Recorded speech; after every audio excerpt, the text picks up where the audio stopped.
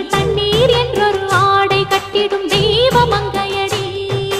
தையன் தீயன் தக்கு தீயன் தக்கு தையன் தீயன் தக்கு தீயன் தக்கு தையன் தீயன் தக்கு தீயன் தக்கு தையன் தீயன் தக்கு தீயன் தக்கு. தை பொங்கலும் வந்தது பாலும் பொங்குது பாட்டு சொல்லடியோ, வண்ண மங்கையர் ஆடிடும் மகா நதியில் போற்றி சொல்லடியோ.